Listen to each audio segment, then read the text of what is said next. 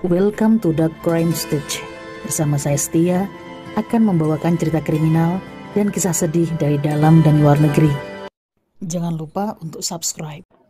Hai sobat, bagaimana kabar kalian? Semoga bahagia, sehat selalu. Kali ini saya akan membawakan cerita yang datang dari Kabupaten PD, Provinsi Aceh. Kabar yang sangat menghebohkan datang dari Kampung Pulo Loih, Kecamatan Tite, PD. Bagaimana tidak? Telah terjadi peristiwa yang sangat memilukan, di mana seorang wanita bernama Ayu Sri Wahyuningsih, 36 tahun, telah dihilangkan nyawinya oleh pelaku yang tak lain adalah suaminya sendiri, yakni Munazar, 38 tahun.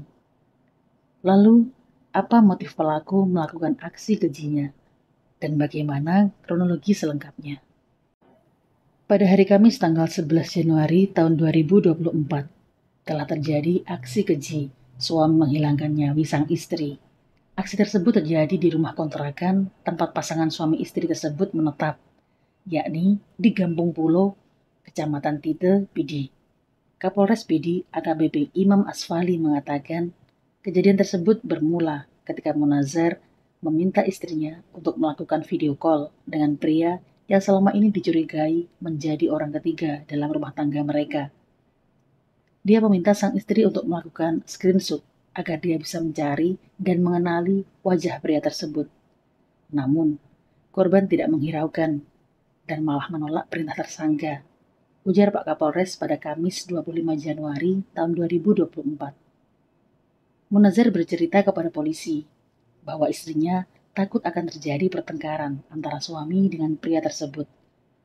Kemudian sekitar pukul 14.15 waktu Indonesia Barat, tersangka kembali bertanya, "Mengapa engkau begitu tega membuatku sakit hati dan mengecewakan perasaanku padamu?" Hal mengejutkan pun terjadi. Ayu menjawab, "Aku tidak sanggup lagi menghiraukanmu," dan malah meminta untuk mengantarnya pulang ke Biren. Yang artinya, korban meminta pulang ke rumah orang tuanya di Binjai, Aceh Timur. Dilansir dari Haba Aceh, Munazar merasa sangat kecewa dan sakit hati atas sikap Ayu yang tak menghiraukan dan peduli padanya lagi. Akhirnya, tersiratlah niatan jahat tersangka untuk menghilangkan nyawi sang istri sendiri, daripada nanti dia kembali berjumpa dengan selingkuhannya, pikirnya. Pada pukul 15 waktu Indonesia Barat, tersangka yang sudah dilahap rasa kecemburuan dan kerasukan hal negatif, mengumpat dan memaki-maki sang istri. Hingga perdebatan dan percekcokan pun di antara mereka tidak bisa dihentikan lagi. Langsung saja dia menghampiri istrinya yang sedang duduk di atas kasur, mengempaskannya sehingga terbaring di atas kasur. Kemudian pelaku langsung mencekrik leher Ayu dengan kedua tangannya. Ayu sempat berteriak meminta pertolongan dan meminta maaf kepada tersangka. Mendengar teriakan itu, tersangka semakin geram dan kalap. Lalu, ia menutupi muka korban dengan bantal yang ada di situ. Sementara, tangan kiri tersangka masih mencekrik leher korban. Sampai akhirnya sang istri harus mengembuskan nafas terakhirnya. Sedih dan sangat pilu, sobat.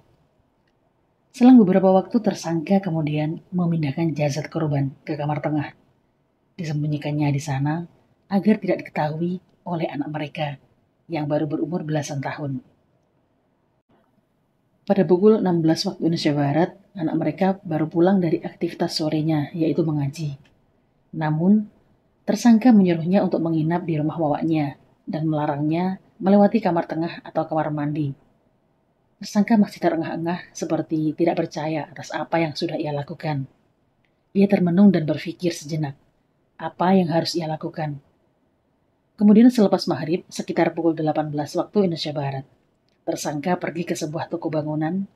Kemudian ia berbelanja seperti plastik hitam sepanjang 4 meter yang akan digunakan untuk membungkus jasad istrinya.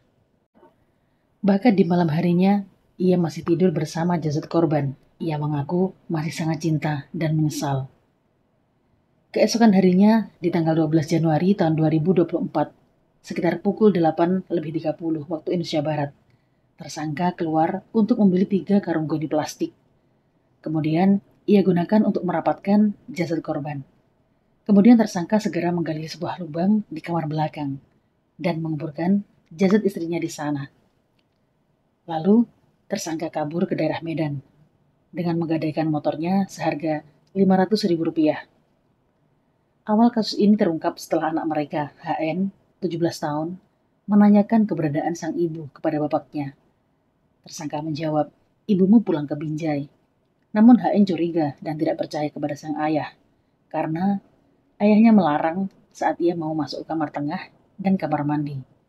Kemudian dia bertanya, "Bapak aneh, ibu katanya pergi, dan saya nggak boleh masuk kamar, nggak boleh masuk kamar mandi, malah disuruh nginap ke rumah Wawa," ungkapnya. Kemudian dia melaporkan kejadian itu kepada kerabat terdekat dan perangkat desa. Setelah mereka berdatangan, segera saja perangkat desa melaporkan kejadian ke Polsek. Usai mendapatkan laporan dari warga tentang ditemukannya jasad korban yang terkubur dalam rumah, dan tersangka alias suami korban tidak berada di tempat. Dan kemudian ditambahkan ada saksi yang melihat tersangka mengendarai motor dengan terburu-buru menuju luar daerah. Polisi langsung melakukan investigasi, olah TKP, dan kemudian jasad korban dievakuasi ke rumah sakit. Fakta menyebutkan bahwa jasad korban ditemukan di lubang dan mendapati beberapa luka, seperti wajah sebelah kanan sudah membengkak dan hampir seluruh tubuh membiru. Selain itu, kepala bagian belakang juga mengalami pembengkakan, diperkirakan benturan benda tumpul. Dan juga diperkirakan jasad dikubur selama 2 hari. Kemudian polisi melakukan pengejaran. Seusai pelaku berhasil diamankan, kemudian ia mengaku sangat menyesali perbuatannya. Ia mengenang masa berumah tangga dengan korban. Saat diwawancarai, ia menangis dan tertunduk. "Saya sangat sedih dan kecewa atas kejadian ini. Kenapa dia menghadirkan orang ketiga dalam rumah tangga kami, yang sudah 18 tahun kami jalani. Apapun yang istri minta, saya selalu berusaha memenuhi," Munazar mengungkapkan. Dia spontan saja melakukan aksi kejinya, karena korban menolak memberikan foto wajah laki-laki yang diduga selingkuhannya. Pelaku juga mengatakan, dia sering kali berucap, "Jangan selingkuh. Kita sudah punya anak yang besar-besar. Saya sayang sama istri dan anak. Saya tidak mau keluarga kita harus terpisah karena perceraian," ungkap Munazar yang diketahui sehariannya bekerja sebagai pedagang sayur mayur di Pasar Pantai Tengah, Kecamatan Kota Sikli, dan juga di rumahnya ada jualan mie. Kini tersangka sudah diamankan kepolisian. Kapolres PD AKBP Imam Asfali SIK menyebutkan Munazar sebagai pelaku penghilangan nyawa terhadap istrinya akan dibidik dengan pasal 340 Jungto 338 KUHP dengan ancaman pidana hukuman penjara selama 20 tahun atau seumur hidup. Motif terbesar adalah kecemburuan yang membabi buta. Hadirnya orang ketiga dalam rumah tangga mereka. Dan hal yang menyedihkan adalah saat dicekrik, korban memohon maaf kepada suaminya. Namun karena sudah kalap, ia tidak menghiraukan permintaan maaf dari sang istri. Semoga kita mendapatkan pelajaran yang sangat berharga. Semoga kita dijauhkan dari kejahatan dan keburukan. Sekian cerita kali ini, tinggalkan komen dan saran. See you next cerita. Wassalam.